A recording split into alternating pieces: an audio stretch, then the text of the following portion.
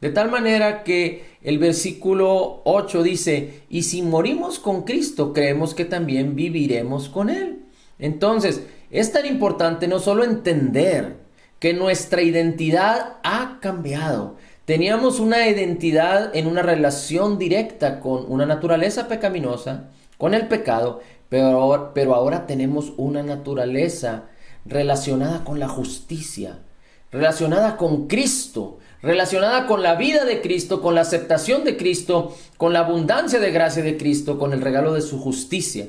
Así es que el versículo 9 dice, sabiendo que Cristo resucitó entre los muertos, ya no muere, la muerte ya no se enseñorea más de él, porque en cuanto murió al pecado, murió una vez por todas, mas en cuanto vive, para Dios vive. Así que el versículo 11 dice, también nosotros debemos considerarnos muertos al pecado porque estamos muertos al pecado. Nuestro espíritu ha sido muerto al pecado, pero vivos para Dios en Cristo Jesús, Señor nuestro. Y entonces tiene que ver, el versículo 12 dice, no reine pues el pecado en vuestro cuerpo mortal, de modo que lo obedezcáis en sus concupiscencias.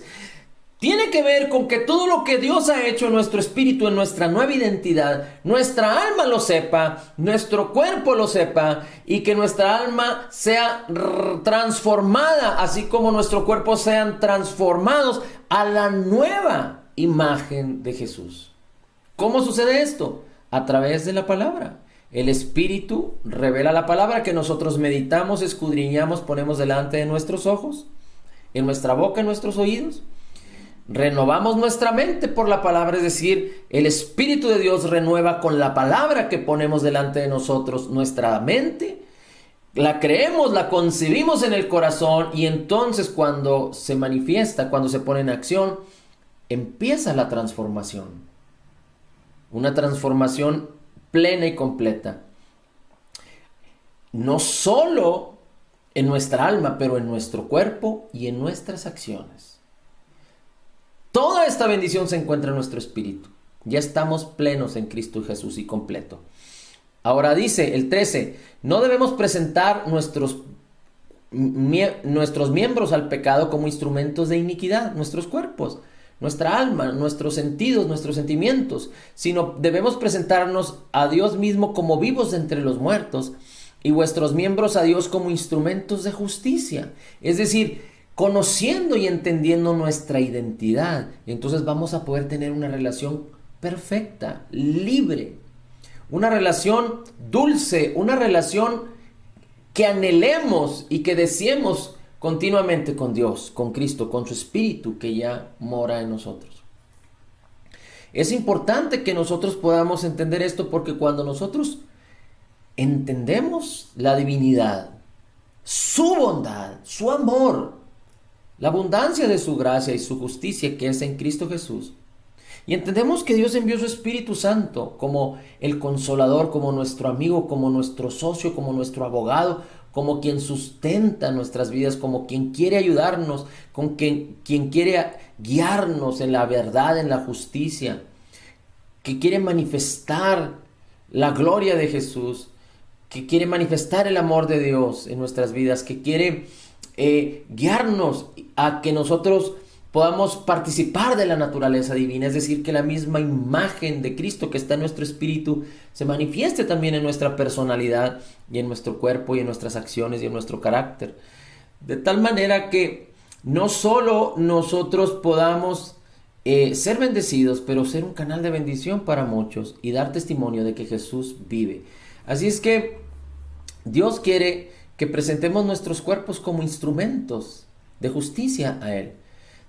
Dice el versículo 14, porque el pecado no se enseñoreará más de vosotros, pues ya no estáis bajo la ley, sino bajo la gracia. Recuerde que la ley fue dada para hacerle entender al hombre que el hombre no podía justificarse a sí mismo por sus aciertos o por sus errores. La ley fue dada para demostrarle al hombre que el hombre no tenía la capacidad de cumplir, sino más bien para manifestar o exponer que el hombre era pecador y el pecado del hombre. De tal manera que cuando la ley dijo no hagas, no hagas, no hagas, no hagas, no hagas, entonces el hombre quebrantó la ley porque no había manera de cumplirla.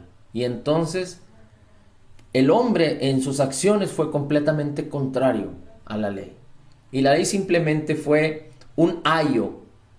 Es decir, la manera en la que el hombre no podía justificarse a sí mismo hasta que viniera Jesucristo, para que solo por la fe, no por obedecer o cumplir, sino solo por la fe, pudiéramos recibir la justicia que Jesús otorgó por nosotros en la cruz del Calvario. Y dice, ya no estás bajo la ley. La ley exige. La ley te exige. ¿Quieres de mí? Dice la ley, necesitas cumplir. No hagas, no hagas, no hagas. Y la gracia provee. ¿Quieres de mí? Recibe. Cree y recibe. El versículo 16 dice, ¿qué pues? ¿Pecaremos porque no estamos bajo la ley, sino bajo la gracia? Es el versículo 15, perdón. Dice, en ninguna manera. Lo vuelve a comentar el apóstol Pablo. ¿Qué pues? ¿Pecaremos porque no estamos bajo la ley, sino bajo la gracia? No, porque la ley manifiesta el pecado y las obras pecaminosas. Todo aquel que se somete y se sujeta a la ley, su pecado va a ser expuesto. Pero aquel que está bajo la gracia ya no es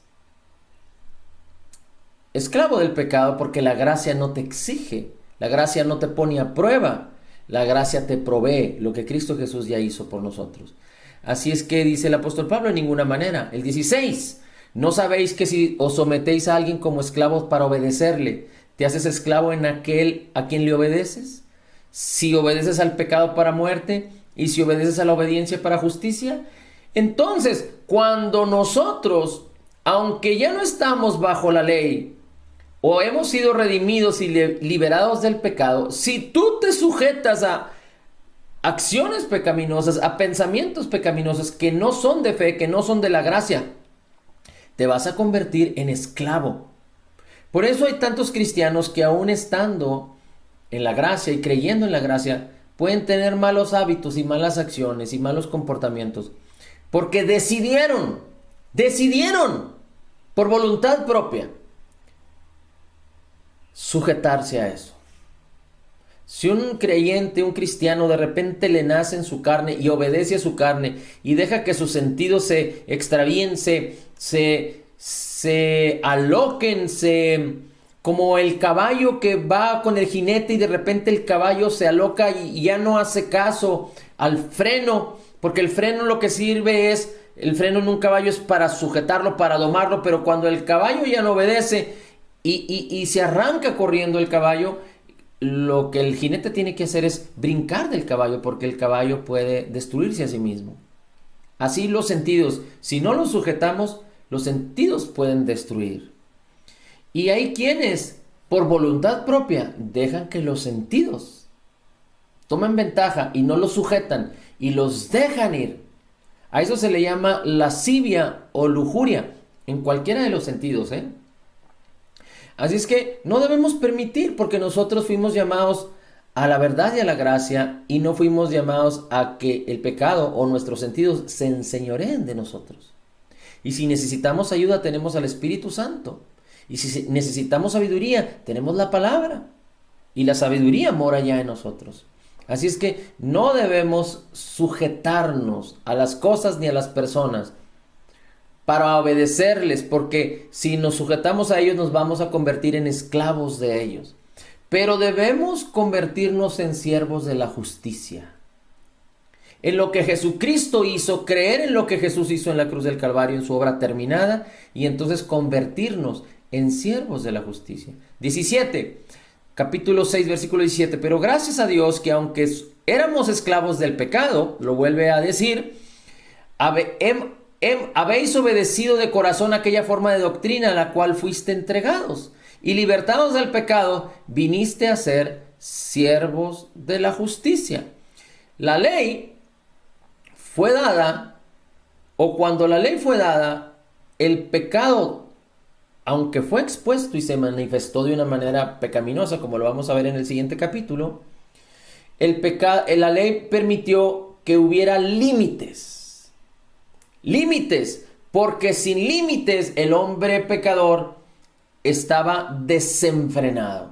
Y lo que hizo la ley fue limitar. para que el hombre no se pervirtiera demasiado, como en la época de Noé, como en la época de Sodoma y de Gomorra.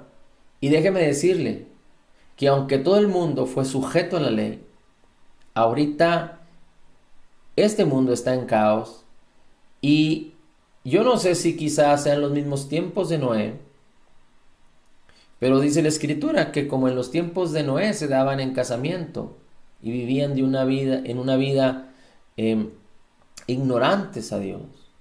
Dice, así será la venida del Hijo del Hombre.